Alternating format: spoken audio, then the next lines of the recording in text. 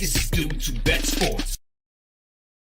What is up, everybody? Welcome back to Dudes Who Bet Sports. For another week, we are here to recap the Kentucky Derby. We're also going to talk, of course, NHL and NBA playoffs. So a lot going on today. Papa Dude, it feels like it's been a while since we've done this. I think it's just because I've been so busy lately. You have been swamped, and I have too. And yeah, it has been a while, but man, I'm telling you, this hockey is if you're a hockey fan and you just want to watch great hockey, this is unbelievable. Last night was incredible. To say I had a blast watching the games last night would be an understatement. We'll get into it in detail in a minute, but let's talk about the games just real quick last night since you brought it up and they're fresh on our minds. I thought both of them were just amazing. Let's start Boston and Carolina. I think a lot of people assumed Carolina was going to get back on track last night. The Rangers did not allow it, and should we say Shesterkin did not allow it. He was incredible in that game. The Carolina goalie was good as well. He was, but he's just not quite Shesterkin. No, well, who really is right now? Right. He may be the best that's still out there. Yeah. It's just a shame, and this is the way hockey is, of course. We've already lost a really good team in Vegas. Is already done. We're going to lose two more. Either the Rangers or Carolina or Dallas or Colorado is going down. These are just quality teams. They're going at each other in the second round of the playoffs because the league is so solid right now. And that game last night, it was just incredible. I love, if you can make it through the intermissions on overtime hockey. Yeah. In overtime, there's no breaks in the action. It's just go. And, you see those guys start to slow down just a little bit. Yep. They're leg weary, but man, those are two quality teams, and it's a shame either one of them had to lose last night. Well, speaking on that same theme, this Dallas Colorado series, it's going to be awesome. Dallas is down 3-0. I didn't see the Colorado Avalanche are down 3-0. I saw none of the Dallas goals because I'm watching the overtimes of Carolina, and I'm seeing up at the top. They had the scoreboard. I'm like, 1-0. It's 2. It's 3. I bet the Avalanche. I can't believe this. Me too. They come back and win. They get a goal. They come back. They tie it at 3. Then Dallas kind of takes the game back over a little bit. And you're like, damn it, they're still going to lose. And then the Avalanche score to win it in overtime. What a huge win for Colorado. That is that will come back to haunt Dallas. I think, of course, you can't count Dallas out because of what they did in the first round with Vegas. They lost the first 2 games at home, came back and won the next 2 in Vegas. This is a different animal. When Colorado is rolling and they get goaltending, that's just average. It doesn't have to be great. They are the best. I just don't think anybody's as talented as they are. It's in that goaltending and their defense. If they get it, they're going to be very hard to beat. And that was a game that you talk about guts. And, I picked Colorado last night because Dallas was coming off a grueling 7-game series, and I just thought that was a game that Colorado would get a goal early and beat them. Didn't think it was going to go that way for Dallas to win. Yeah. But how many times have you seen in hockey a team gets ahead 3-0 early and struggles to close it out? It's just what they say, a 2-goal lead in hockey is the worst lead or something. They say a 3-goal lead is the worst lead actually in hockey. It's hard to protect it because you got 3-goal lead. What's your tendency? Slow down a little bit. Mm-hmm. Don't give them anything. And what happens then? You just kind of get complacent and they score a goal and then they get another one and then boom, you're in a battle. Yeah, you lose your edge basically. Yep. I knew when the score got 3-2, I knew right then, okay, we've got a shot to cash the ticket here, right? When you're down 3-0, you don't sit there if you've got a bet on the team down 3-0 and go, well, it's the easiest easiest lead to come back to hockey. Like you don't think like that. But when they made it 3-2 and they made it 3-2 kind of early-ish in the second period, I thought, all right, they've got a great shot to win the game. Yeah. And they still had to work their ass off for it. I mean, it was a battle all the way to the end because to Dallas's credit, once the game got tied back up, at 3, which was very early, less than a minute into the third period. Dallas really fought back and They kind of did. Listen, they're good. Yeah, they They're are. solid all over the place. I mean, they're just really good. Yep. And it was a hell of a game. For my money, well, let's save that for later. We'll talk about the series prices. Let's change the Derby real quick, then we'll go back to the NHL and the NBA. That just kind of what happened last night was really amazing. Oh, we should say one more thing before we get onto this. How about our Thunder? I did watch a lot of that game. Yeah. They played great in game 1 against Dallas. Easy win for the Thunder. Easy, and I was a little worried about them. I bet them again last night. I was a little bit worried about they've been off forever. Mm-hmm. And sometimes when you know, it's like Mark was saying here about Colorado looked a little rusty from a layoff. I was really worried about the Thunder coming out a little bit rusty as well. And they didn't. And they played well. You know what this team's doing? They're defending. They really are. They're defending. And that was something I was a little bit worried about. I think they're going to beat Dallas. Dallas is missing something. I don't know what it is, but they don't play well every night. You know, big game. Game 2 is huge. Yeah. Thunder got to get that one, and then I think they're going to be okay. So this is a big one coming up. The second game for sure. Will SGA win the MVP tonight? Probably. I mean, he should. He's my MVP, but I don't know if he will or not. I don't know how those go. But when you look at the NBA, there are so many worthy candidates. Yeah. In the NBA, you got Luka, you got Jokic, you got what's his name in New York, Brunson, who's been unreal in these playoffs. There's just so many. But this guy, if you watch him night in and night out, he is as good at making big shots. Yeah. As there is. He is solid. He's got to win it. He may not because he's in OKC and they don't get the publicity that these other guys do. But man, he is so silky smooth. There were some times last night. You look at that final score and you wouldn't think, but there were a couple times last night, kind of late third quarter, early fourth quarter. They needed a bucket. It was getting close. Every time he delivered, man. He is just super. He's super hard good. to stop. He is. He is so good. All right, we'll get back to it, but we got to talk about the Kentucky Derby here first, and then we'll get back to the playoffs in the NBA and the NHL. So, 150th Kentucky Derby in the books. It is Mystic Dan, the Southwest winner, third of the Arkansas Derby. He wins the Kentucky Derby. We'll kind of just give an overall outlook of this and kind of put a bow on it, at least for our show is concerned. Mystic Dan, I mean, I think we both kind of talked about. If you picked him, that is a very, very good pick. It was just kind of hard to do it after that Arkansas Derby, but what were your thoughts on Mystic Dan now that all the dust has settled? Well, I sat back again, and I've watched it a couple times, and I watched it before we went on. He never had to do anything. Have you? I'm sure you've watched it. He just stayed in the same place, right on the rail, or a little off. He had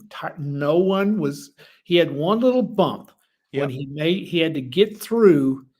Another horse kind of crowded him. When he made his move to go down the rail, he got bumped just a little, and it was enough to throw off a lot of horses, but he was strong enough and big enough to get through. That's the only thing he had to do that entire race. The jockey set him right where he needed to be. He stayed out of trouble. How in the world? I don't know, but he did. He got a perfect trip, in my opinion. Yeah, Mark Heft with the comment, and I totally agree with it. I'll read it now. I said the best trip won the Derby. I don't think there's any doubt. Give Brian Hernandez a ton of credit. Oh, yeah. From the 3-hole, hustled him out of the gate, got that position that Dornock probably wanted. He cut his ass right off, just sat right on that rail. And then luckily Track Phantom started to come back and that rail opened up just enough. You were right. It's a really close or a really tight hole. He had to squeeze through, gets it. And then away we go. So pretty, pretty incredible. Yeah. And again, how many times do we see in the Derby, the perfect trip wins? Yep. And you got to give the horse credit. He ran the same. He was right there the whole way. He never lost track of the lead. I mean, he was within the the distance it took to get the lead. When he got that opening, boom, he shot through it. Yeah. And he held them off. They came and got him, but he had enough to get there. You got to give him credit. I mean, it was a great ride and a great win. Whether he'll win again, I don't know, but we'll see. But it was a tremendous run. It really was. Yeah, before we move on to the second and third place finishers, I kept Mark comment on there for that to kind of get us going into that discussion. The one thing about it, and we're going to talk a lot about, should there have been a DQ? Did the second and third place finishers cost each other the race? All this kind of stuff. Mm-hmm. At the end of the day, if Mystic Dan doesn't run that well, which was a great race, if he doesn't run that, then we're not talking about for second and third. We're talking about first and second. So yes. You do have to give Mystic Dan a ton of credit for holding on. Now, let's go to Sierra Leone and Forever Young. Mark, I kept your comment up. He said the best horse arguably ran third. It was an exciting finish. Chad Brown needs to get Sierra Leone corrected with the paddling down the stretch. So if you missed it, with Sierra Leone, who got second, he turned for home. He looked like he had a head full of steam, like he usually does. Mm-hmm. Kind of looked like he may be the horse to win it. And then there he goes lugging into the left. We saw him lug into the left badly at the Bluegrass. However, there weren't any horses to his immediate inside. Right. And so as he kept lugging in, it didn't really matter because there was nobody, close to him on the inside. There were horses to his inside, but not close. So he lugged in and it didn't affect. This time, unfortunately, Forever Young right there with him. Mm-hmm. They basically butt heads the whole stretch of this race. I think Sierra Leone cost himself and Forever Young the victory here. What do you think? No, I agree. Totally. Yeah. Should there have been a disqualification? I'm not sure there shouldn't have been. Yeah. It was, they cost each other the race. That's for sure. Yeah. Had they not bumped, who would have known? Who knows what would have happened? But yeah. And that's another break that Mystic Dan got. I don't think he would have won the race if those two weren't bumping each other. So yeah, it was incredible to watch just how many times they came together. And I think if just one of those times they hadn't have come together, you might have saw a different outcome. And then Tyler Gaffleone pretty much grabbing, Forever Young right at the wire. I mean, that's an automatic disqualification. Mm-hmm. So I don't know how you didn't at least have the inquiry signed up. I know when we were watching live, we were like, there's got to be an inquiry here at least. There never was anything. So that was crazy as well. Yeah. It was just unbelievable to watch that happen. And by the way, let's get into Forever Young. He probably lost the race like all UAE Derby runners, or at least most of them, out of the gate. Once again, this is a horse that I thought would be middle of the pack, maybe upper middle of the pack. He's towards the very back because he gets crushed out of the gate. Yeah. They got to figure it out. These are international horses. Like Forever Young was there. It was his to win. But if they figure out the gate and they finally get the desired trip they want one day, I mean, Forever Young may have won by 3 lengths. I thought that was just a brutal trip for the Japanese horse. Both horses, you can argue till you're blue in the face that these are the two best, and it's a solid argument when you look at where number two, where Sierra Leone started from. Mm-hmm. Slot made a great move. Like he does. Well said, you couldn't do that in the Kentucky Derby. You couldn't win from that post with his style, and he damn near did. And then this other one, terrible out of the gate, showed a lot of guts, definitely the best showing for a Japanese horse. Mm-hmm. So, yeah, it was just one of those things, and it was a great race, that's for sure. A lot of us are pissed that Mystic Dan won, but yeah. You got to give him credit. He did run very, very well. Yeah, I had a 211 exacta that would have been there. Either way, it comes in. So I mean, it's probably only a $40 or $50 for $1 payout, but still, it's a cash in the Derby. Yeah. That's something. Update here: Tyler Gaffleone has been called into the steward's room. Was called in the steward's room yesterday for a meeting because of the ride in the Derby. Yeah, so there it is. There's the problem with racing. This is not a new or a different problem with racing. There's not a DQ on the racetrack, but then a jockey will get fined and suspended for a ride, and you're like, well, how did that happen? And why wasn't there a DQ? Yeah, they wait till Tuesday. Right. That's ridiculous. I mean, Pedlo says that he doesn't, he didn't, or he likes that they didn't put up the inquiry sign, though it looks worse with the pictures that have come out now. And I think that's why you at least light up the inquiry sign. Maybe you make a change, maybe you don't. But when there's that kind of bumping and stuff like that happens, you got to kind of take a look at it for reasons kind of what you said there, because especially with the Kentucky Derby, every little thing's going to be captured, right, by video. And so they clearly didn't, as they were watching kind of a replay back to make sure they didn't need to light up the inquiry sign, they clearly didn't catch that, Tyler Gaffleone grabbed Forever Young. What? Yeah, why would so? I mean, again, that is an automatic disqualification. Another jockey can't touch a different horse. So people debating the bumping, it's like, okay, I get it. Like, you either take him down or you don't. You see that in racing a lot, but touching another horse, that's automatic. And if you see that at all, it's an automatic, you move the horse down. So do you think, as far as the bumping goes, they were both bumping each other? Mm-hmm. Maybe that's what they were thinking. Hey, how are we going to, but grabbing the other horse? I think, look, I think that's what they thought. It was mutual contact. Yeah. But I mean, if all you had to do is watch the head on once, and if you go look at the Derby replay that we did, I saw the head on and said, oh no, Sierra Leone's doing all of this. Like Forever Young, he's really not coming out on him. Like, he's getting hit, but yes, that's kind of the argument of if you left him up. But again, it's just automatic. If you touch another horse and you're a jockey of a different horse, that's it. That's automatic. That's not a debatable thing. So no, not at all. So, and again, if you like the inquiry, and at least you could say you looked at it, people would still be bad. But anyway, yeah, it's crazy. It is. So the other story is Fierceness. You just can't bump him. You just can't touch the horse.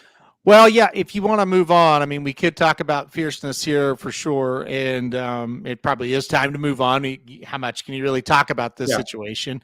So, yeah, Fierceness, well, here, I'll put this coming up. I bet Sierra Leone. I think it was an easy DQ. Yeah, I do too. Anyway, let's talk about Fierceness. How many... Didn't you think we had this Kentucky Derby in really, really good shape? Yes. Midway up the backside. Oh, yeah, definitely. Yeah, definitely. I was a little worried, though, as they rounded the turn and were on the turn, he wasn't getting away from him like I've seen him do. So I was a little bit worried there. Down the backstretch, no. He was in perfect shape. The pace was not outlandish at all. And I thought he had it, but when they were on the turn, he wasn't grabbing the lead. He didn't get up there like he does, and then he got bumped just a little bit.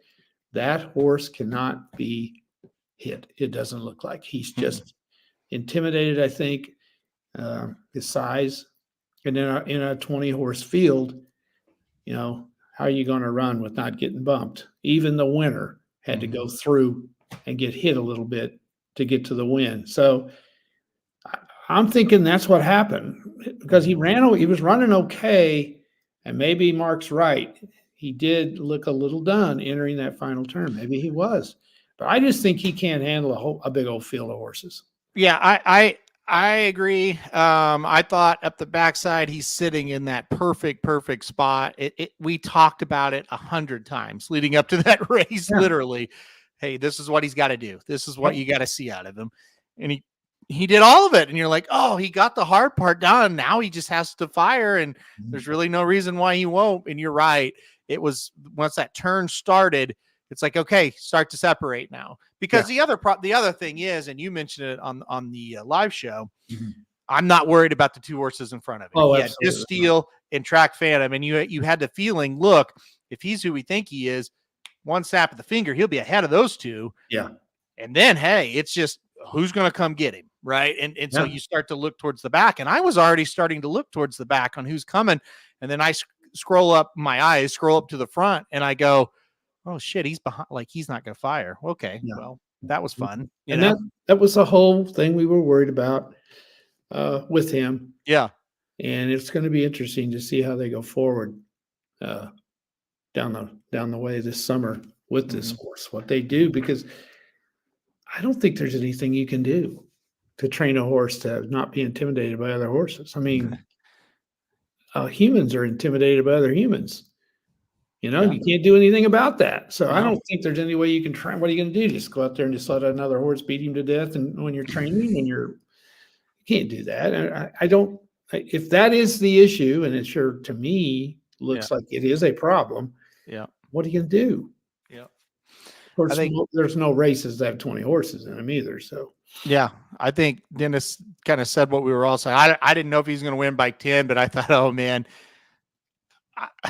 to me it was like, this feels like it's going to be a really easy 3-1 right now. And Super Mario makes a great point. Yeah, and this go ahead.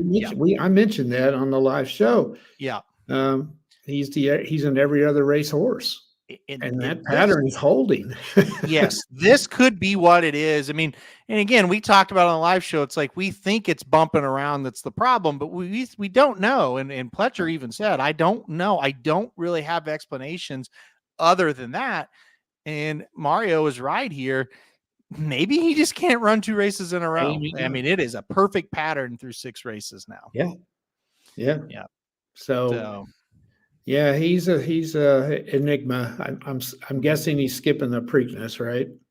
Yeah, he won't be in the Preakness. We'll see, Belmont, maybe, I think Mike Rapoli's going to want to try to, obviously win that race up at Saratoga, and you got him, and you've got Mindframe, who also is probably going to be there. So we'll see who enters. But yeah, as of now, only horse that's a total lock for the Preakness, and that's no surprise, is Just Steel.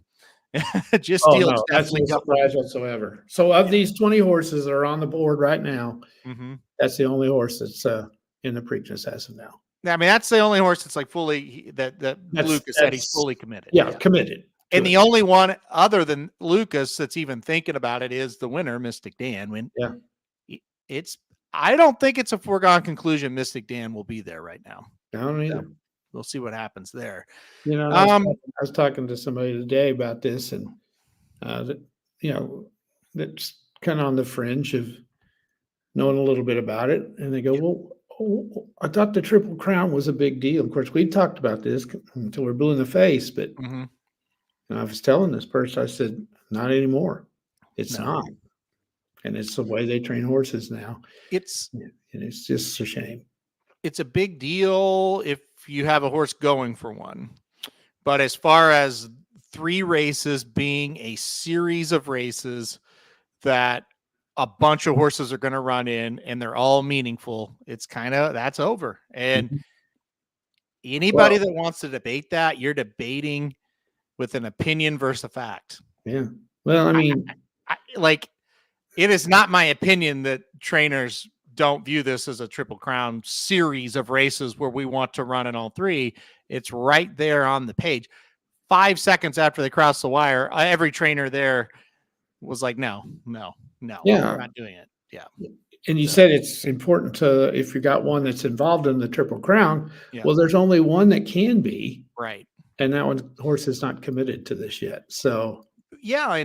And look, last year we did get Mage. 2 years ago, we did not get Rich Strike in it. And so if Mystic Dan doesn't run, that's 2 out of 3 years. And if Mystic Dan doesn't run, that's one of the most aggressive trainers we have left. No doubt about it. So it would really, really just be telling of the situation that's at hand. Now, end of the day, I do think Mystic Dan's going to be there. But I don't think Kenny McPeak can keep from doing it. Do you? No, and I don't blame him. And no, I don't either. Oh, no, I don't either. When you're going to have a chance to win a Triple Crown? Yeah. Unless he just thinks this, unless wise heads prevail and the horse is not ready. He just didn't come out of it very, very well. So Yeah, let's recap. Since Justify, real quick, Dennis says if Mystic Dan doesn't run, it would be what, 3 out of the last 5 with Country House. Now, let's go back even further. We had Justify in 18. So let's talk 19.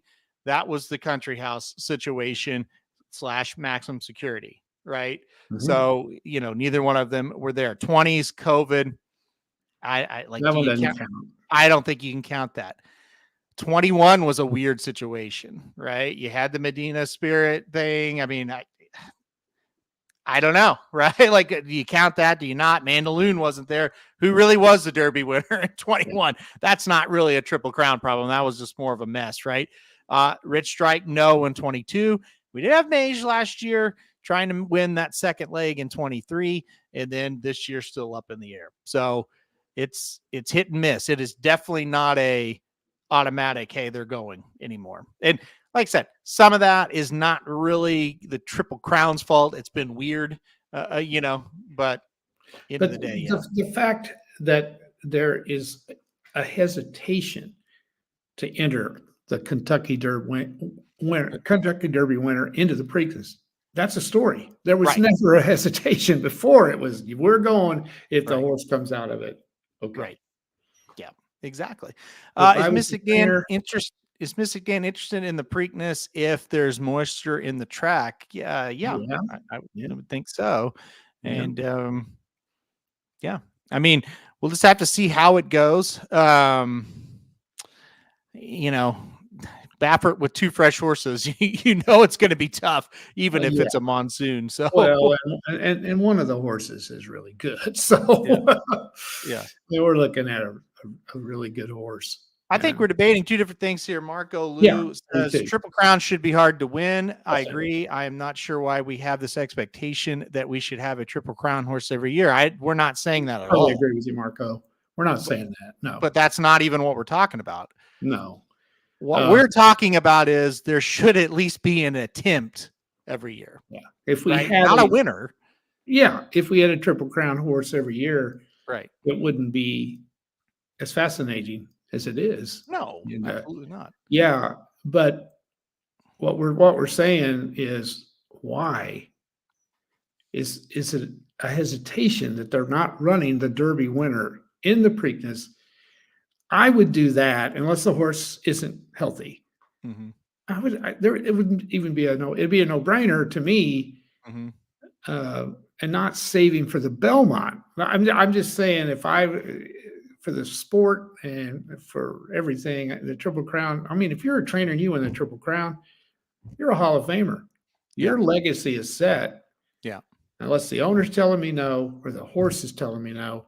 Yeah. That horse is going to be running in a Preakness if he's mine.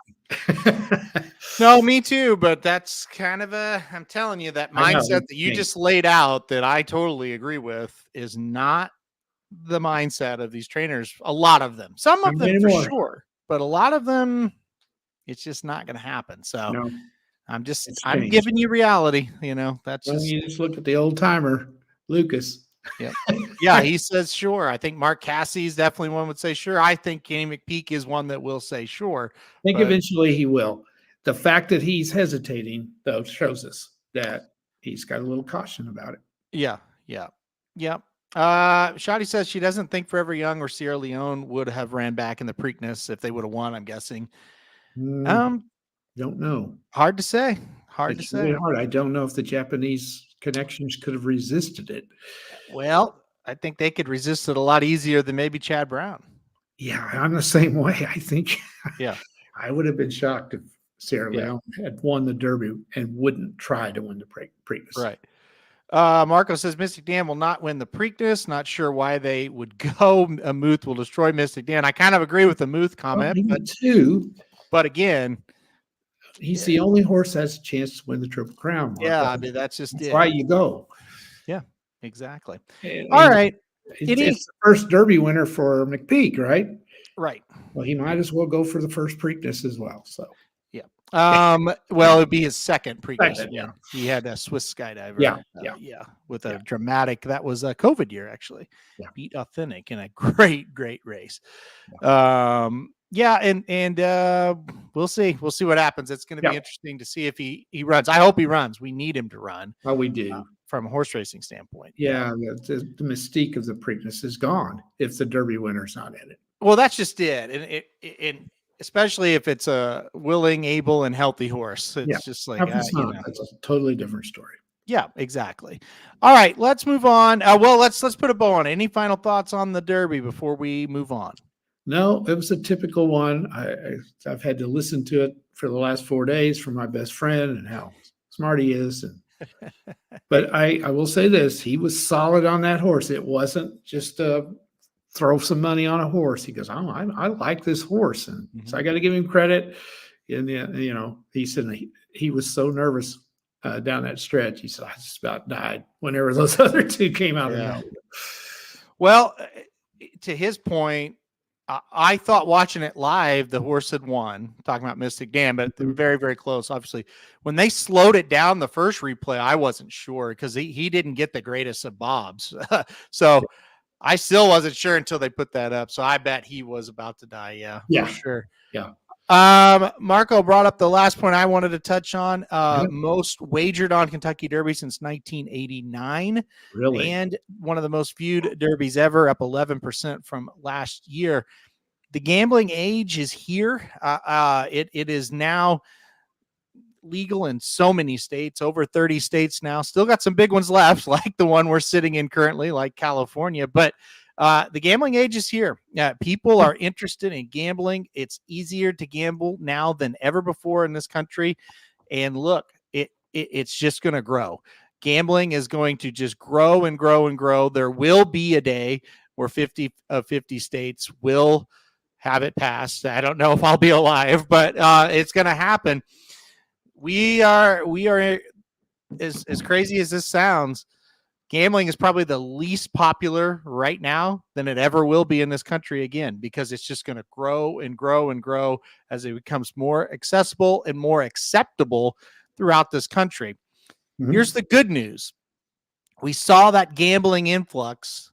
They got interested in horse racing. Here's the bad news. They're not interested in it again. We only have one race that is getting to the general gambling public. We have got to find a way to get to the general gambling public more than just one time a year. That's the challenge for horse racing. They have got to become more appealing to the sports gambler, or we're going to talk about how big the sport is once a year, and the rest of the time we'll have small gains or small losses, but we're not really going to grow. If you want to keep this going, then you do something about the Kentucky Derby winning horse not running in the Preakness. If that means you're going to have to change the damn rules that have been there forever, you got to do it. Well, it's not just that. We have got to find a way to, when it's Florida Derby Day, when it's Arkansas Derby Day, it's a different, when it's Rebel Stakes Day. Yeah.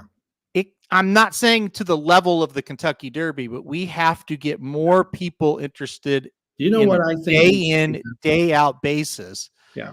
And there's, on Kentucky Derby Day, and I know why they do it. There's too much time.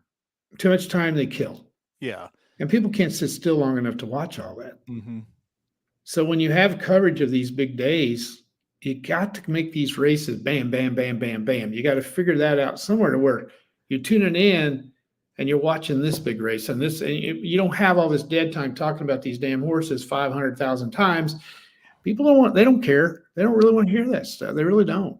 They don't. The biggest problem though is, and my eyes really got open to it doing the show on VSiN Saturday, which went fantastic. If you did catch it, it was a great show. Patrick did a great job hosting that show, and it was good. But when we had a production meeting about it to kind of go over what we were going to do, and even throughout the show a little bit, talking with people that work at VSiN and the producer of the show, it's not even so much that they don't understand horse racing. They don't understand what any of it means from a betting standpoint. No. Like to me, we are going to have to curtail this game as as betting just becomes more widespread and popular, we're going to have to curtail it to these new people coming into the betting world and make it more like a horse or like a sports wager. I mean, that's true. To me, that's the only thing that's really going to start to translate over. Because we were trying like 2-1. They don't like sports bettors don't really know what that means. They don't know what the payout's going to be. They don't know how to figure out the payout. Yeah. So we were saying like, okay, this horse is 2-1 right now. Now what that means is they're plus 200. So here's what, we would go, okay, this horse is a favorite to win the race and he's plus 200. Well, if you bet a favorite in sports, you're getting minus 110 at best, right? That's what's appealing about horse racing. You're getting the most likely horse to win the race, and you're getting a plus 200 price. I really think if horse racing would begin to try to lay it out like that, sports bettors who are fine on a daily basis laying minus 110, minus 150, if they see, you kidding me? I can get plus 250 on the most likely horse to win the race. I'm now interested in this. That's a huge return on my money versus what I usually do. It is. But it just doesn't feel like there's any kind of marketing. I think horse racing feels like we got to teach them how to read the past performances. Honestly, that's really probably not what we need to do. We need to teach them that there's a lot of money to be made here on these wagers. But the story for another day. I mean, I don't have all the answers, but my eyes were really opened up to, it's not a learning curve of how to read a past performance as much. It's a learning curve to try to learn how to even bet and what it means. Oh, it does. And I know you could ask all the time, probably just like I do. Hey, I'm going to the horse races. I've never been. Mm-hmm. What should I do? And if you try to get into it with people and say, hey, get a form, they don't know how to read the form. You got to have somebody there beside them that knows how to read a form. Yeah. Horse racing betting is so complicated. It really is. And there's so many ways you can go and so many different types of wagers to make. It is very difficult to teach the general public how to do this. It is. We don't have racetracks all over the country either. We don't have them in every state. They're not just everywhere to where people can go and learn. No. Yeah, we don't. But there's something happening in the chat. And what is happening is you guys are living in the horse racing bubble. Okay. I gotta have to address it because it's not the facts. Okay. Shotty says she doesn't understand sports betting, that's fine. Yeah, sure. Amateur Alchemist says, I think most of the non-betting public is like Shotty. No, they're not. They're not. They understand sports better than horses. That's right. It's not even close. And that is a fact. That's not my opinion. Okay, that is a total fact. And what now, Shotty might be confused because she's in the horse racing bubble. You bet on horses. Yeah. That is a minority of people that are mainly just playing horses. So that's where I think people in horse racing, in the horse racing bubble, they tend to don't see the full picture. And I'm just going to give you the full picture. Okay. I am on VSiN and Somich. It has a show on VSiN, and I'm a guest on VSiN every week. And Somich has a show every weekend. We are the only two people on that whole network that follow horse racing, right? Yeah, sure. I never talk about horse racing on VSiN, ever, except for Saturday. Somich never talks about horse racing because that's except for Saturday, because all of their viewers don't care. They don't care. Oh. Now they cared Saturday, but they don't after that. So no, the betting public and the non-betting public, when they go to Vegas for their vacation, they're betting on sports. They're not betting on this stuff. They're not. The casuals are not betting. Yeah, sports. Period. Well, everybody thinks they know sports, or not betting horses. Sorry. Right. Everybody thinks they know sports. Yeah, they think they know because they've played it. They've been around it. They've been to games. Things of that. It's a little bit easier to try to figure out what to bet. a lot of people just bet winners, who's going to win. Mm-hmm. Sports betting is not any easier to get them right than horse racing, but it's easier to make a decision. And it's a lot easier. Okay. If you're educated in horse racing, it's a lot of work to pick winners. It's a lot of work to handicap races. Sports betting's not. It's not as much work. Yeah. You got, like Oklahoma City and Dallas last night. The decision was, can Oklahoma City cover? That's basically was it for me anyway. I thought they were going to win. What's the point spread too much? Yeah. That's, I don't get into first period scores and all that crap. There's just too much goes on in that can screw you up. And then you look and say, okay, what's it going to pay if they cover? And it was minus 110. So $100 bet gets you $92. For me, that's good enough. And here's number 2 of it. If you go to Vegas and you place a wager, okay, first of all, the minute you place that wager, your price is locked in. It's not going to change. Right. And the amount is typed on the ticket. You have bet this amount. If you win, you get this amount back. That's right. I mean, so even if they don't understand it, they quickly understand it. Yeah, they do. If they get into it. Yeah. I mean, and again, I'm with you, Shoddy. Like, I understand horses and their odds better than sports and their odds immediately when I see them. Yeah. But I'm also in the bubble. And I think the problem is outside of our bubble, it is a world where there are vastly, vastly many more people gambling, and they don't even know our bubble exists. And that is the honest to God truth of it. Yeah. Yeah. Yeah. And I'm not trying to be a downer, because the people that are listening to this show, they're in the bubble. They're like, yeah, no, I get it. I don't understand what he's talking about. I'm talking about, and I'm guilty of it too. My eyes have been opened working on the sports side of it with the VEASAN network and being like, oh, they don't give a shit about this sport outside of this state. They won't ask me about the Preakness, the Belmont. They don't even know what Oaklawn Park is, and they don't want to know it, right? Yeah. That's where we have a huge problem, and we're going to have to expand the bubble, or it's just going to keep shrinking and shrinking. Well, you go into Walmart today. Say you go in there, you do a survey. You go up to 100 people. How many of 100 in Joplin, Missouri have been to a racetrack? Oh, well, not very many. 10? Maybe, yeah. How many have been to a football game? 60? 70? Yeah. Now, Dennis says the only thing they might know at best is Breeders' Cup. No way. They don't give a shit about the Breeders' Cup, and here's why. It's during football season. During football season. They don't give one shit about the Breeders' Cup outside of our bubble. Nobody does. I knew when I got to go in and got involved in it, I didn't even know a Breeders' Cup existed. I knew the Triple Crown. I knew there were racetracks around the country. That was it. Yeah. Breeders' Cup, what the hell's that? And I love, to me, the Breeders' Cup is better than the Derby. There's no better event. I absolutely love it. Yeah, and if I can love it and I didn't know about it, we could get other people. But it is at the wrong time of the year. It's a hard sell with the NFL and college, Oh, it is. It is what it is. It is what it is. It's during football season. It's going to be tough. You're talking about the guy that's handicapped, 30 football games, and they want to bet them, and they start at 11 in the morning and they end at midnight. Why am I going to turn the channel to horse racing? That's true. So, I mean, that's where it is. And that's fact of it. So, but the flip side of it is there are more gamblers now than ever, and it's just going to keep growing and growing.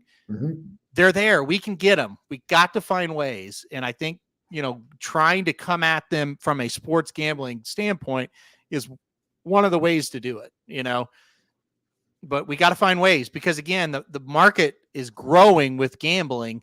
So this sport has to find ways to get those people. That's the bottom line of it. And, I heard from someone, this is not VEASAN related, different subject, but I've heard from someone that works for, I'll just say a ADW app that's kind of newer. And they said, we got a ton of downloads of our app Saturday. 70% of them deleted the app on Sunday. Really? Yes. They said our division was super pumped. Wow, we got a ton of downloads. And he was like, I don't know how the hell they knew this, but 70% of the accounts were closed on Sunday. So it just shows you. It's a tough Hey, sell. Derby, cool, we'll do it. Download the app. We made our bets. We cashed or we didn't. We cash out. I don't need this again until next year. Why do I need it to take up space on my phone? Yeah, that's exactly right. And I still say there's a large portion of the population that thinks that's the only race they run on that day. Yeah. Yeah. They do. And here's the problem, JW. Make horse racing better. That would help. That would help the people in our bubble for sure. It's still not going to like the outside world doesn't really know what's happening in our sport. They don't have any idea. Yeah, that's what I've said for 100 times when we have some tragedies at the tracks and the people in the bubble are just worried to death. They don't care. Nobody knows. Outside world doesn't even know. That's the thing. No. Like, it's impossible to handicap due to injuries. PED, the press paints it. What press? No press covers this. The DRF, is that what we're talking about? I mean, that's going out to the people that already know, right? Yeah. Do you think ESPN has constant updates on the horse racing every day? No. Honestly, like the press picked up the Santa Anita situation because they killed 20 and 30 horses, they picked up the Churchill Downs thing because it was Derby week, but they don't, They could make some kind of a big deal about this and draw negative publicity because that's what they do. Mm-hmm. It's a story. And then the Baffert thing as well. But you go in a typical Walmart and go, have you ever heard of Bob Baffert? And the answer is no. Well, I'm going to tell you right now. The Baffert story was a big story when it happened. Yeah, but not to the general public. To the general public, that was a little bit of a story. A little. However, we're getting ready to do the show. We're in a production meeting, and they were like, "Where's Baffert at? Like, why isn't he here?" I was like, "They didn't even know." Yeah, I said he's suspended. Still, he's like, "What? He is?" This is a sports show. Yeah, absolutely. I mean, no, it is what again, the outside world. They don't, Yeah, it is what it is. Well, Marco, you make another great point that I've said for years. Yeah. Another thing about horse racing is your stars don't run past 3 years old. So we don't get to follow them except a very brief time. And Zenyatta was one of those horses that was different. Ran till she was 6 or 7. And you just don't see that. You don't get a chance to love the horse. They don't run enough. Right. And that's another issue. We don't have any Tom Brady's. We don't have any of those kind of people. Horses are short. Their careers are short. The good ones, the great ones are. And it's an issue that there's something you can do about, because if you're an owner and you have a Curlin, you've made a hell of a lot more money in the breeding sheds than you ever would have running that horse. Right. And that's the bottom line. That's your money making, and that's what you have to do. Now, a female's not going to make you that kind of money because they can only have one foal a year. Well, okay. The bottom line is star horses help. There's no doubt. Yeah. There's no doubt. I'm not arguing that. We need more stars for sure. Yeah. It's not gonna be a game changer. It's just not. And I know that probably angers some people when I say that, but it's not. And why it's not is because it's going to attract new fans for sure. Zenyatta brought new fans. Everybody to the race. Watch Zenyatta. Yeah. Pharaoh and Justify, they saw him on TV. It brought new fans to the race. So it is going to help grow the game. There's no question it's going to help, but it's not going to be like a massive influx of people. No. That's just it. And to your point, that's kind of the problem as well. It is. When they retire, do those people hang around? Is it a short-lived, okay, I'm going to watch that horse when it happens? You know what I mean? Well, they need another one to come along to jump onto, and that doesn't happen. Yeah. Right. This could fix it too. Horses don't talk enough. We need more talking horses. That's good, JL. Curtis, I can confirm, says, feel like the average person knows Bob Baffert, but they may not be able to name a second trainer. That's true, 100%. He still is the face of the game, the most popular. Well, the most recognizable face in racing is Bob Baffert. There's no question about that. So I still don't think the average person knows who he is. Yeah. I think JW has a ton of good ideas to help horse racing people currently. I don't think there's any doubt. Computer syndicates, lower takeouts, fixing the juicing problem, all stuff would be great for bettors currently. I don't think the general public gives a shit about the juicing either. They don't really even know about it. Yeah. No. But yes, for our people, For bettors, yes. You would make the people involved with horse racing right now happier, probably get more money bet from the people in it right now. No question about it. Yeah. All right. Well, we've done well here. That was good. Yeah. That was good. So what now? Let's go to NHL. We'll do all it. Right. I'll put NHL up on the screen here. You got it. That went deeper than I thought it would, but okay. People were talking. This won't take as long. Yeah. So I'll also for Curtis, the general public doesn't care about takeout either. The general public bets 8-leg sports parlays for $10 exactly.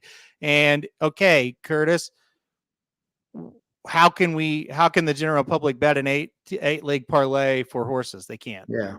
That's kind of my thing. And like parlays are probably the most popular bet at the sports book now. And I know people are going to go, well, you can bet a pick 3, a pick 4, a pick 5. Yeah. But if I want to parlay the 3rd race, the 8th race, and the 9th race, and that's how I would do it if I'm betting sports, I can't do that. No. Well, that's a big problem that you're not going to get the general public. And look, both things can be true. You can do things to help get the general public interested. And then you could also lower takeout and quit the drugging and quit the computer syndicates for the game to be good as well, right? Like both things need to be happen. Yeah. Yeah. Yep. Yeah. I mean, it's the same thing. You go somewhere and you start talking football. Everybody wants to get involved in that. They all think they know something about football. Mm-hmm. You mentioned horse racing. Oh, I don't know anything about that.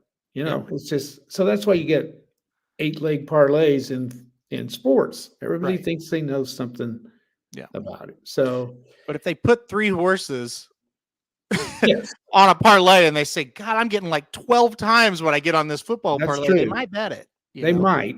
That's the thing. And again, JW, you don't have to forget the public if you fix horse racing. Why don't you do both? Like it's really you got to keep the public. You don't have to.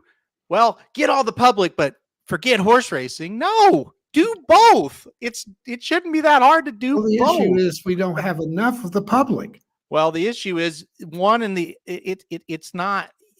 You can do both. Like it's not one or the other. Yeah, I know. Have a group of people working to fix horse racing and a group of people in marketing working to get more bettors to the horse racing. And then when they get here, it's better because you had this group of people working to try to fix the horse racing's internal problems. I mean, it doesn't have to be one or the other. And I think that's the point I keep trying to harp on here. I'm not against you. Yeah, fix horse racing. It's got a lot of problems. Those problems are going to get smaller and smaller because we get less and less people unless you try to get more people involved. It's really that simple. So, all right, that's it. I'm done with it. Hockey. Let's go to it. Okay. All right, let's start with the West. Colorado comes back to win 4-3 last night in overtime. Stars blow a 3-goal lead. When this series started, Colorado was plus 100 to win the series, Dallas minus 120. Now, Colorado's minus 200, Dallas plus 170. Yeah. Can Dallas come back and win this series after that brutal loss? Well, of course they can. They did the same thing against Vegas. They lost the first 2 games. It is a brutal loss, and I don't think Vegas is near as good as Colorado.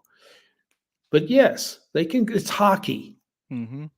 You just don't know. I mean, Dallas could come back tomorrow or whenever they play again and win 5-0. You just don't know. And then those odds will all change again. So that was a huge win for the Avalanche. We already covered that. That's a huge, huge win. And, we're talking about ratings and things. Now we're talking about a sport nobody gives a damn about either. And, and how do you improve their ratings? I mean, my God, the sport itself is just fantastic. It just does not play well on TV for some reason. But anyway, I think Colorado's going to win. I picked them to win the series before it ever started, but I don't think this is anywhere near being over. Yep. I don't either. I picked Colorado before the series, so obviously I cannot pick them at -2. I don't have to pick them at -200 because they're +100 to open the series. So, listen, I think Colorado wins the series, but it's really not because of game one. It's just because I think they're better. I really do. All right. Vancouver and Edmonton right now. This series is the only one that hasn't started yet. Edmonton is -260 to win this series. Vancouver +220. Series preview here. What do you think about this one as a whole? I would not. -260. I think that's way too high for Edmonton. Edmonton is probably going to win the series, yes, but this is not a slam dunk. I don't think. Edmonton can throw out clunkers, and they're favored tonight on the road. I took Vancouver tonight. I think that's the smart money. I do. Because I've seen Edmonton play bad at times and just be God awful. So I took Vancouver tonight. I do think Edmonton will win the series, but I don't think it's a slam dunk. I hope they do because I like to watch them. They're fun to watch. They really are. And I think they get a little bit of a boost because they got the stars. They got the star players. And but when you look at their track record, they lose some games they shouldn't. So I like Vancouver tonight to get that first one. And I just can't take Edmonton as that solid a favorite. So I do think they're going to win the series, though. If you like Edmonton to still win the series, you might wait and see if Vancouver does win a game, and then that overreaction in the market, you could get Edmonton at a better price. I would not bet Edmonton at -260 to win this series. It's too short. No, but God.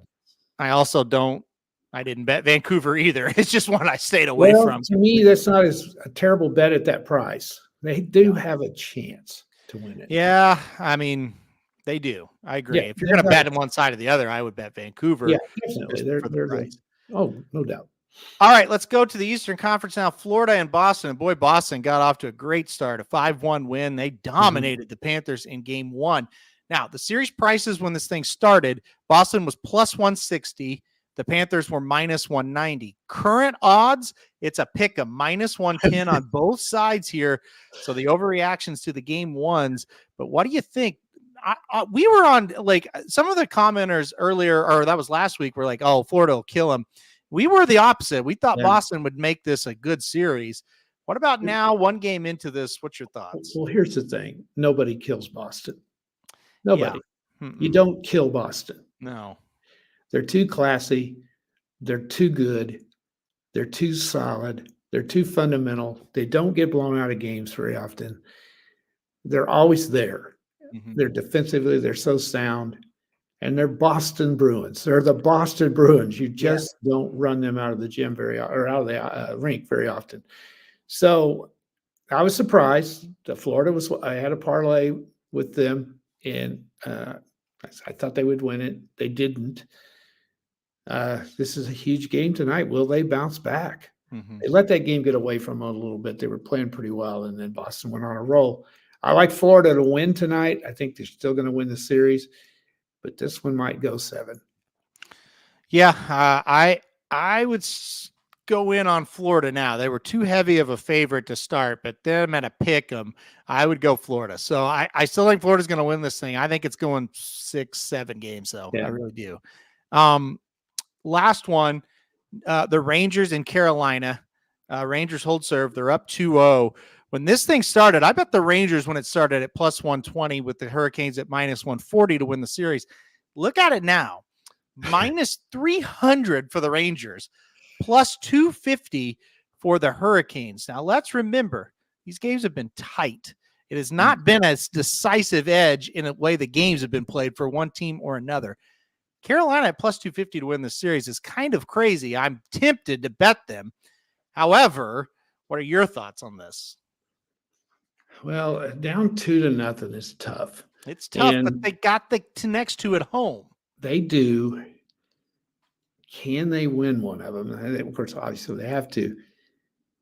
That was a tough loss last night. That was a tough. But, in hockey, it doesn't seem to matter. They bounce back out of those games. The Rangers are beatable because sometimes they struggle to score. I tell you what, they're damn good. I don't think I can take Carolina down 2-0 to a team like the Rangers, but I do think they may come back and make it a series. It'll be fascinating to watch, see if they can get game 3. If they do, then suddenly, we're back into it. So I think the Rangers are going to win it, though. Dennis says, make a saver bet. I've thought about it on the Canes because if you watch the games, it's razor thin. And Shesterkin, now here's the deal. Shesterkin's going to play game 3, 4, 5, 6, 7. That's the problem. But he really did steal the game last night. He did, but that's not unusual. Right. He's capable of stealing 2 more. That's the flip side of it. Yeah, it is. The guys are great. Yeah. You're going to say, okay, I'm going to take the Hurricanes, think they're the better team. Yeah, but they still got to solve that. That goalie makes all the difference in the world. I'm on the Canes to get this thing back to a series for sure, though. Yeah, for sure. So. Quickly, Stanley Cup Finals odds. The Edmonton Oilers plus 410 and the New York Rangers plus 410, the Colorado Avalanche plus 410. So those are your 3 favorites. They're all 3 the same price. Florida plus 650, Dallas plus 750, Boston plus 800, Carolina plus 900, and Vancouver plus 1600.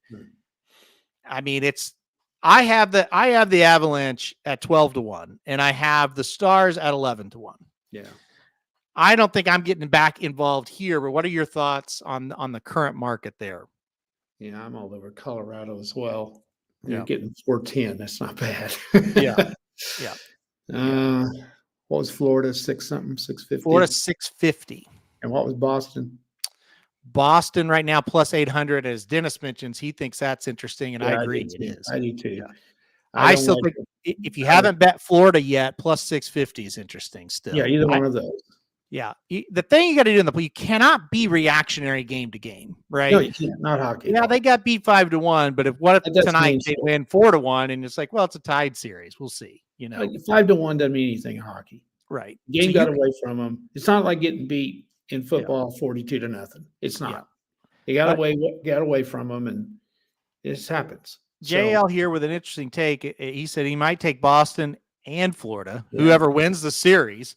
Yeah. You got them, and you got them both at good enough prices where you can do that. You can really do the same if you think Colorado and Dallas are the 2 best teams. You can pretty much do the same with them as well. What were they? 800. Dallas is plus 750 right now. Yeah, I would take Boston. That's the one I like the best out of all of them. Just an example here of how these things fluctuate, and just don't be too reactionary and get down on a team. When Dallas was ahead 2-1, or Dallas was behind, 2-1 against Vegas, they were plus 1,200. Yeah. So that just shows you that the thing really fluctuates. If you still believe in a team, you can still get decent prices. And look, if Dallas wins 2 in a row against Colorado, their odds may flip. So you just got to keep an eye on that. As it gets going. Yeah. Well, Kevin makes a very good point about the Stars, and I made that in the beginning as well, Kevin. They are going to be wore out by the time they get through this. Yep. Because they had just a terribly exhausting series against a very good defending champion Vegas team.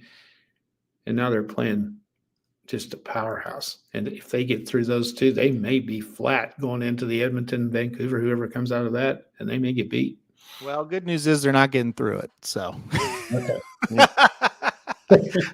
they'll be very much rested because they've only got about 4 or 5 games left to play this season. Yeah.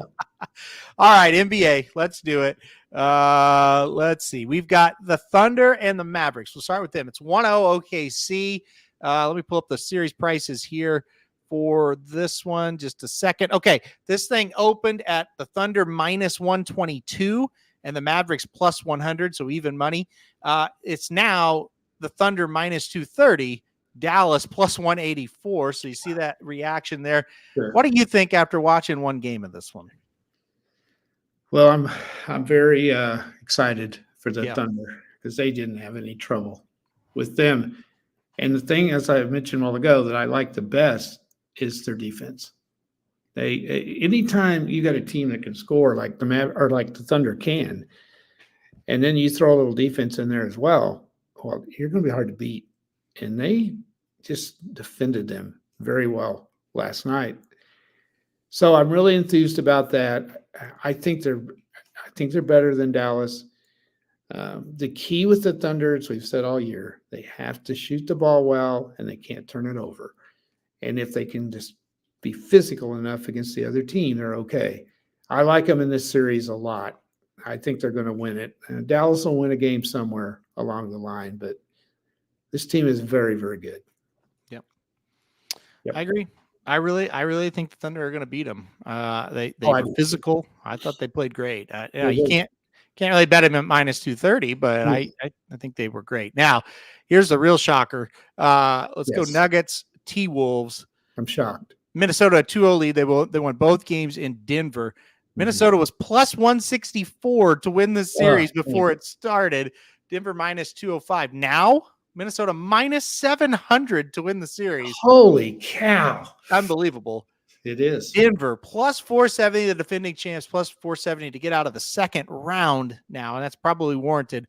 Do you give the Nuggets a shot, or do you think Minnesota is just too good?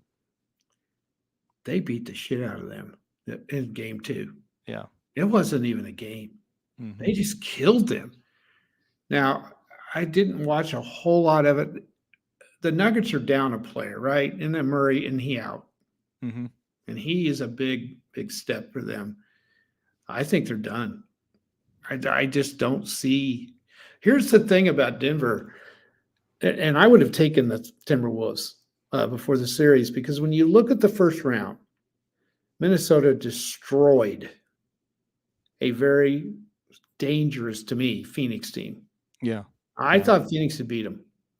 I did, because of their experience and everything. I thought they would turn it on and get them.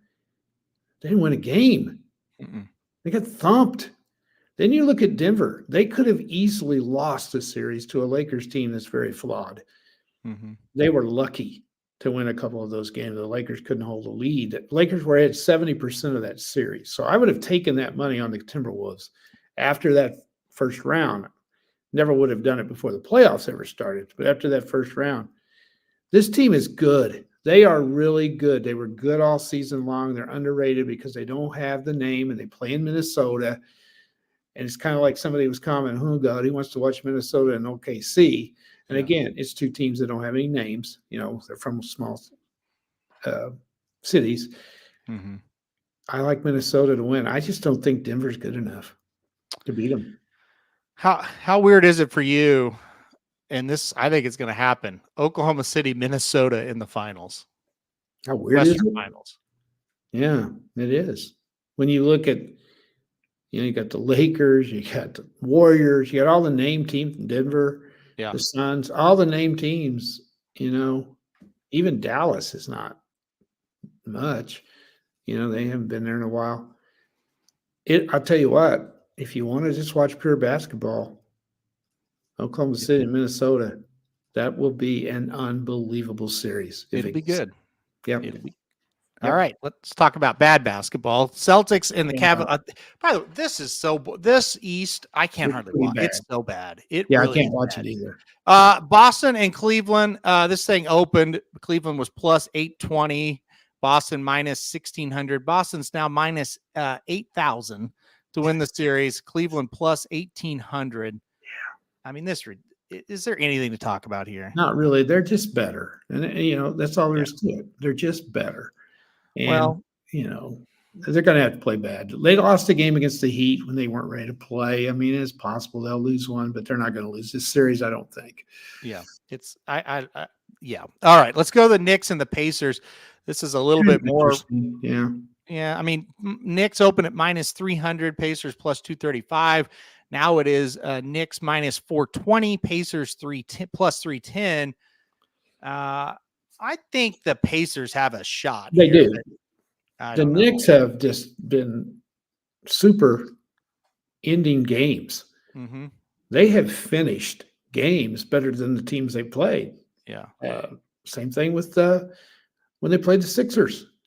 They won the last 4 or 5 minutes of almost every game in that series, and so the Pacers had them the other night. I thought they were going to beat them, and they didn't. And this is a big game tonight. I don't think the Knicks are that good. Brunson has been just incredible in the playoffs. The Knicks are doing it without a good player. That Julius Randle's out, which would make them more dangerous. Probably for the league and everything, they want Boston and New York. That would be a classic finals. Yeah. And it probably would draw a lot of interest. I got the Pacers tonight. I don't know if they're going to win, but I think the spread with 4.5, I think they keep it close. I like them tonight.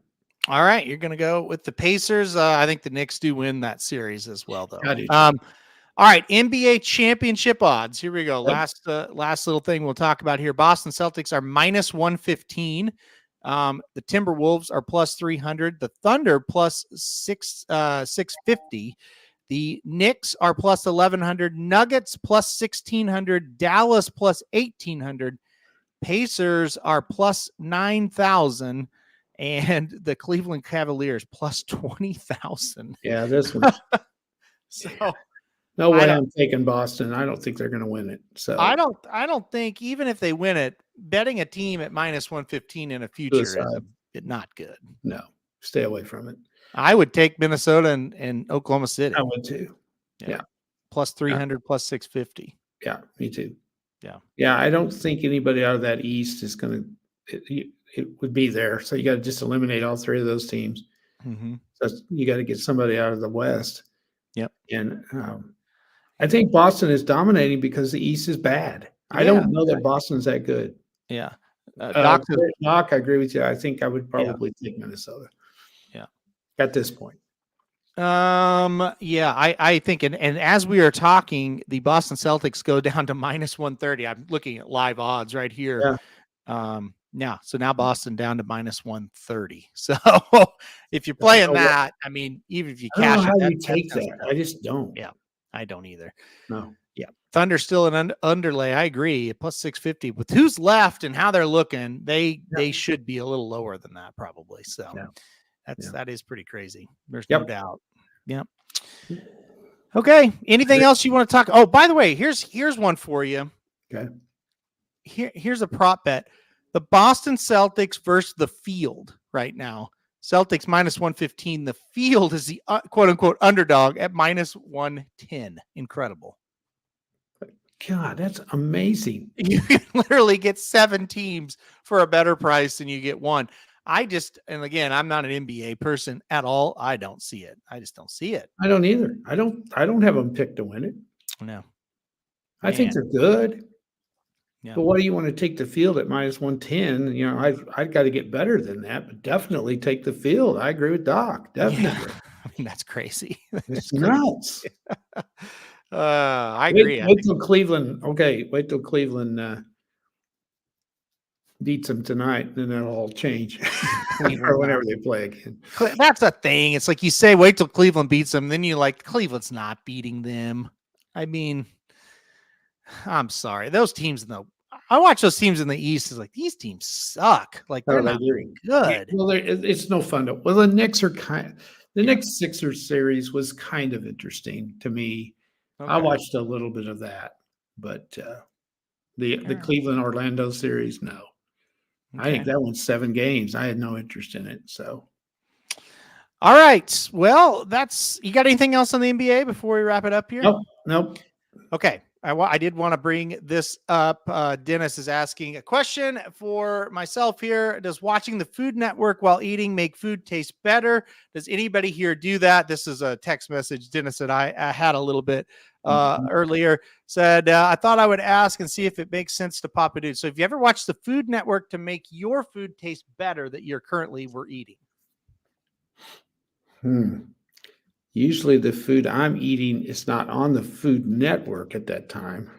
He's saying more of what he means is no matter what food he's eating, if he's watching the Food Network while he's eating it makes his food taste better. Oh.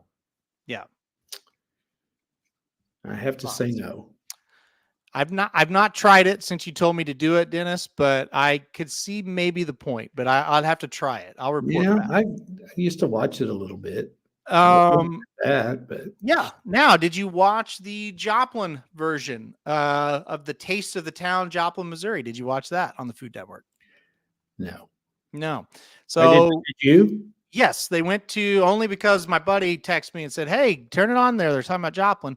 Okay. They went to 6 places around town and picked out which was the best. Okay, now let me paraphrasing what they did. They went to 6 places here in Joplin, and they picked out what's the best place or the best meal in Joplin, basically. So did they go to like 609? Nope. Where'd they didn't go to any of the good places in Joplin. Where'd they go? They went to, now I shouldn't say, some of these are good. They went to Blackstone. Pizza? No, it's like. Oh, I know where it is. Okay. Yeah. It's good, but it's not as good as people say. They went to Finn's, which I've heard is good. I've never been.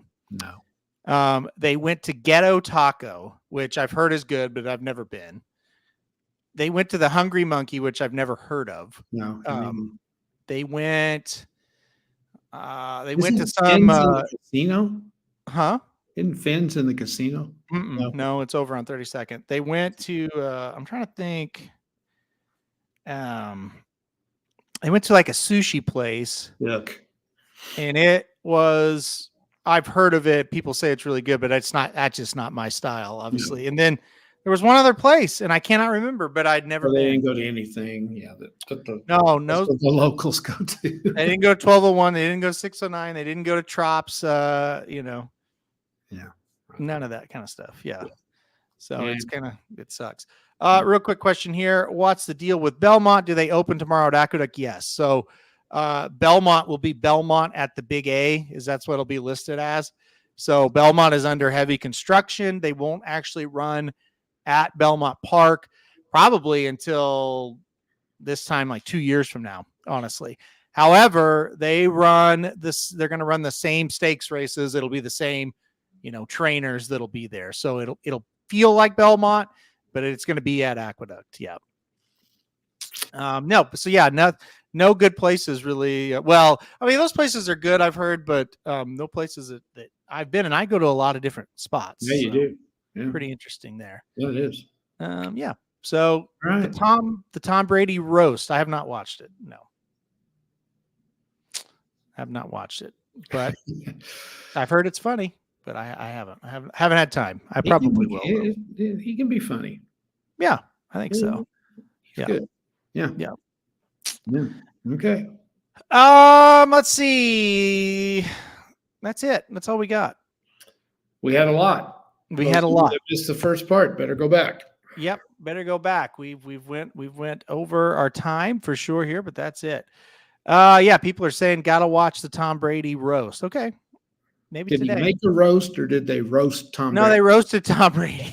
Well, Food Network. You're talking about the Food Network. I thought maybe he was on there making a roast. So I've got to watch the Phillies game first, and then maybe I will watch that next because my buddy John White's got a bet on the Phillies game. So I got to go watch that, and then I will watch the roast. I took Toronto as one of my best bets last night, and they got beat 10-1.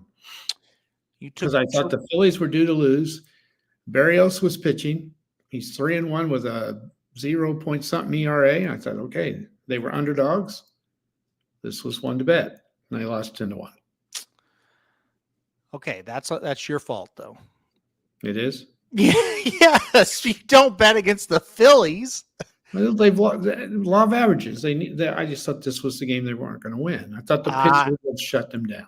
I think the Phillies are one of the best teams. They are, obviously. The best team in baseball. The best team doesn't win every game. So. Okay, but here's my theory on this. Okay, we'll end with this. Okay. And I get it that you did have the ace going for Toronto. Okay. Mm-hmm. There's 162 baseball games each team plays, right? Yes. There's at least 10 games a day. Most time there's 15 games a day that you can choose from. I'm not looking to fade the Phillies with all these opportunities on the board every day. I'm just not looking to try to beat averages. That's all. I'm not looking to try to beat the Phillies, the Dodgers. Dodgers. I throw the Braves in there. Yeah, I don't usually throw anything against the Braves. Yeah. Now I have, I did win last night, but I did lose, and I tried to fade the Royals on Monday, and that's not that smart right now. And they're playing pretty well. Yeah, the Brewers. I played the Royals on Monday, and the Brewers. They had them. They were ahead of them, but they got beat. Last night, I played the Mariners over the Twins, and that was a hell of a game. Mariners won 10-6. They had to come from behind, and they blew it, and they came back to win. So anyway, but boy, fading the Phillies. Law of averages is what I was playing, and Toronto had their best pitcher, and I thought, okay, they're going to lose a game before the 4th of July because right now they're just winning every night. They look really good. Toronto kind of sucks. That's the other thing. Yeah, they do. They're up and down. They're really struggling, and I thought they'd be a lot better. Long way to go. Well, you were down. Let's see. I'm looking at the box score, 7-0 after the 4th inning. Ooh, that's really sorry. I know. I said, oh, that was a good bet. That happens though in baseball. You get blown out sometimes. That's just you don't have to watch it. That's my. Oh, that's true too. I don't screw with it. Kevin B asking, why are the Rangers minus 115 currently in my book against the A's? It's a doubleheader today in Oakland. So we get doubleheader baseball in Oakland. The first game is, I'm guessing, the one that's minus 115. And it's because JP Sears is on the mound for the Athletics. And that's, he's the one pitcher that, Look at the A's record. It's pretty good. Mm-hmm. They're right at 500. Well, they're not. They've lost 3 in a row. So, yeah. Well, they're still right there, though. They're not bad. Yeah. Oakland, let's see. If you really you're like, hey, I'm going to play Texas. They're defending champions against the Athletics. There are good prices in really both these games. So you can see what happens there. Are my Reds due for a win? Yes, they are going to win today. I played the Reds. Graham Ashcraft on the mound against Jordan Montgomery. I think it's favors the Reds, and they're the underdog. So I took the Reds. I played the Reds too, so that's not good. That's very bad. Doc took Oakland. I think JP I would go Oakland first 5. I think JP will pitch good for 5 innings as well. Yeah. All right. The Reds. Another thing is, I don't know what the odds are. If you can find any odds, first manager to get fired. I don't think a manager's got fired yet. I would be looking at the St. Louis Cardinals. How could he not already be? I mean, don't know. It's bad. That's who I would be looking at. If they lose again today, I think he's out the window. Yeah. Sonny Gray on the mound today for the Cardinals. We're in a rain delay here. I don't know. It's going to, I don't even want to start on the weather. It's going to be bad today, but could be rained out. We'll see in St. Louis, but Sonny Gray on the mound against the Mets, trying to not get swept. So we will see what happens there. So, all right, that's it. We're done. We're done. Because we've played 1 inning in Philly, and I got to go watch the last 8. All right, guys, we're going to get out of here. We'll see you right back here next week. We'll see you right back here tomorrow for Blinkers Off and the Magic Mike Show. Everybody have a good rest of your day.